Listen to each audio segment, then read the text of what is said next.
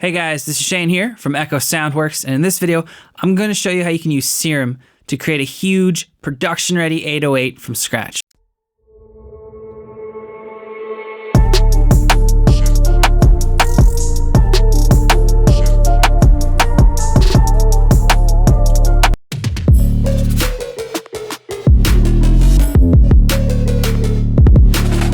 So there are a lot of producers, like myself included, who will use one-shot samples for their 808 needs, or maybe they'll use a contact library. Like we created Sub-Zero 808 for that specific reason, right? But there are certain instances where you might want to have a custom 808. This could be a stylistic choice or a logistical need, right? Sometimes pitch shifting your samples, your one-shots, just doesn't work. Doesn't sound right. Or maybe you need a different decay or a different sustain, or maybe you just want to be unique, right? So this video is for you, regardless of if it's stylistic or logistical. And I know there are tons of 808 videos out there, so I'm going to try to share with you basically the workflow process that I've developed over a couple years of making a bunch of 808 sounds. So I'm basically going to show you how I make 808s for our packs that we release, our sound sets and our sample packs. Now, I'm going to do something a little bit differently than the other videos. Pause this right now and go download the free wavetable. Link is in the description. Go download that right now. So the reason why I want you to download that is because this is the wavetable that I use to create a lot of 808s. I have a few of these, but this is my favorite one. Basically, it's a wavetable with 21 different waveforms designed from scratch for 808s and subs specifically. We're gonna look at this wavetable in Logic in a second, but it's very powerful. It's a great tool for creating great sounding 808s. It gives you a perfect starting point. All you have to do is set up your attack, your decay, your sustain, distortion, and basically that's basically it. So we're gonna check it out in this video. Now, go download that completely free. It will work with other synths outside of Serum. It will work with, I've tested it in Anna 2, I've tested it in Avenger, and even the Ableton wavetable synth in the new beta that's not officially released, but it does work with that. So any wavetable synth where you can feed it custom wavetables, this should do the trick. So let's dive into Logic and check it out.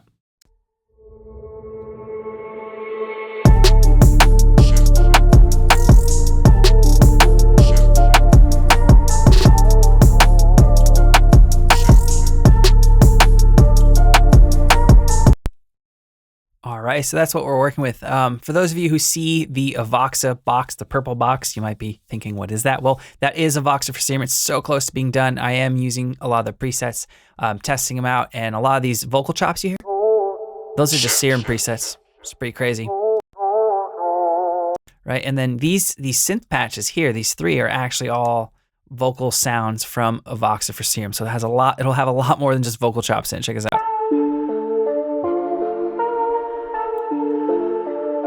Pretty crazy. All right, so let's get into it. First thing we need to do is we need to discuss this wavetable, right?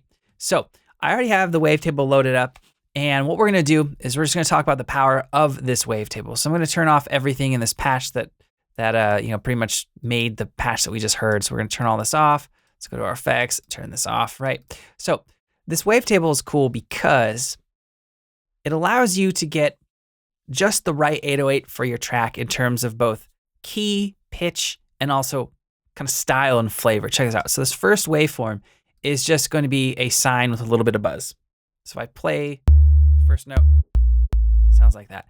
Now if I go to the second one, or let's go in a little bit further, it's going to get buzzier, right? And go further, even buzzier yet. Now the real power of this wavetable is when you get to about above halfway. These ones, we have a bunch of little sinusoidal curves all in one frame, they have second order harmonics. So if you're working in a key that you're losing oomph as you move around, maybe the first two notes sound good, but the last note of your 808 riff or progression doesn't have that punch, try layering in or using one of these waveforms that have some more harmonics to them. All right, let's create our new 808. All right, so step one is obviously choose your waveform. Now, if you're using our wavetable, that should be a piece of cake. Now, the only thing you might want to be aware of is two things. First, the range of your sub. If you're going really low like we are in this instance, choose something that has some buzz, that might look more like a soft sine hybrid or something with those second order harmonics. So I'm going to choose this one for now. And then also second thing to care about is vibe, right? Do you want, some of these just have a different flavor.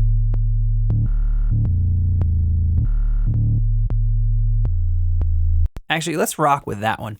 So that's the first step. Choose your waveform and choose it carefully. Make sure it fits with the progression that you're playing and the vibe of your track. All right, step 2, we're gonna make this guy monophonic, add a little bit of glide or portamento.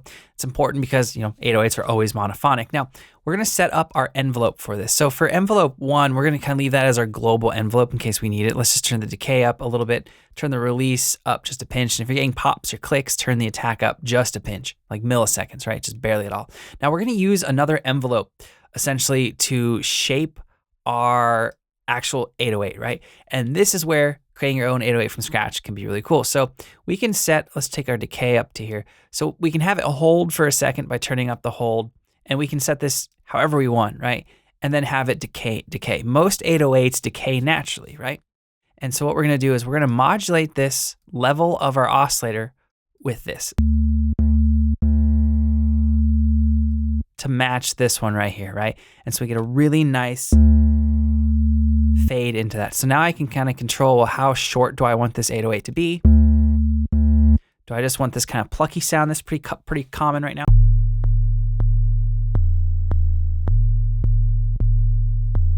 All right, so next up is we want to add a kick or a tick. Now there's a few ways you can do this. You could use another envelope, make a really short shape, modulate that into the coarse pitch, Alt and Shift and click, and then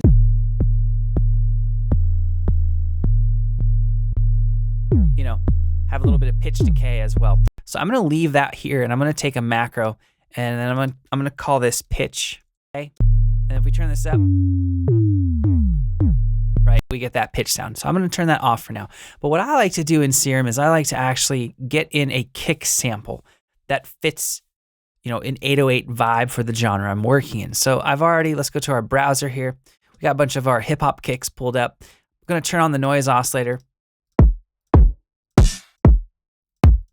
That one sounds good. We're gonna drag and drop this into our noise oscillator. Let's turn off oscillator A for right now so we can hear this.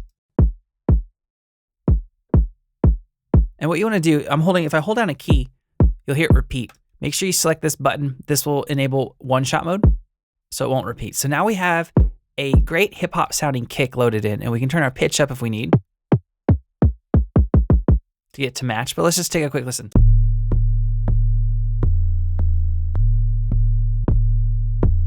All right, so what I'm gonna do is I'm gonna take my second macro here, and we're gonna call this kick. And this will control our kick of our 808. All right, so now that we have a kick, we have pitch decay as well if we want it. Now it's time to filter out the sound and start to color the sound so it's more production ready. So what I'm gonna do is I'm gonna go and select a multi-mode filter. I want a low pass and a high pass because I might wanna take out the highs at some point. I might wanna take out the lows. So I do wanna take out the lows from our kick, right? There's some sub-frequency in there and we don't need that. So let's go to the frequency control to activate the high pass part. We're just using this essentially as a kick tick, right?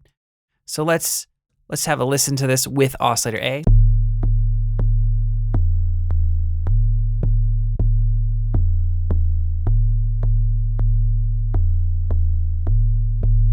Right, so you can control that. All right, now you may not even need the kick in your track because you might be pairing your 808 with a kick that's already established, like in this example.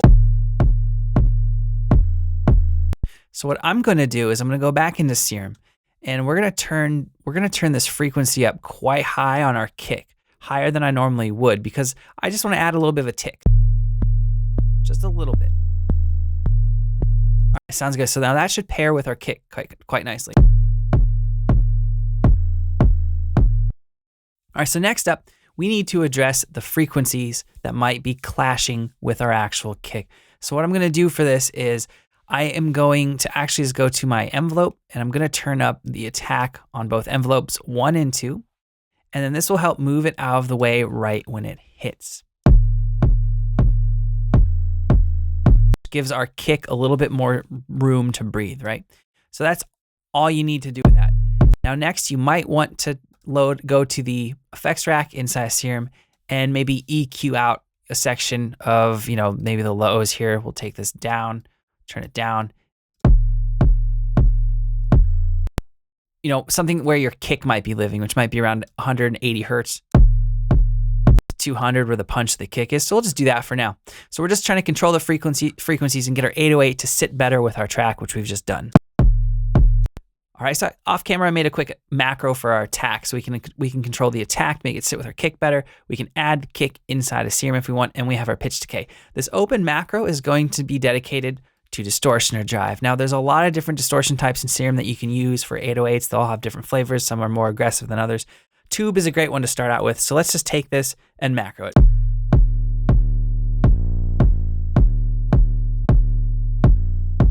Now, if you want to color your 808 further, you can layer your main oscillator with another waveform, right? You just gotta be careful that the frequencies aren't gonna clash. So I'm gonna go to menu, we're gonna copy oscillator A to B, and we're gonna choose one of the buzzier waveforms in our table. You want your same envelope as envelope 1, as oscillator 1 controlling it.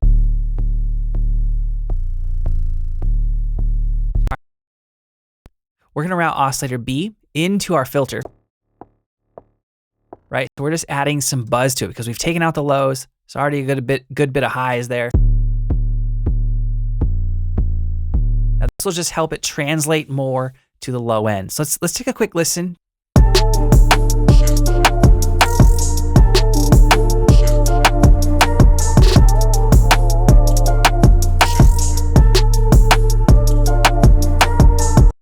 All right, guys, so that's gonna sum up this video. If you have any questions or comments, post those and I'll try to get back to you as soon as I can. If you like this video and you wanna see more videos like it, I would love the support. Hit that like and subscribe button. It does really help out. All right, guys, thank you so much for watching. I will see you next time.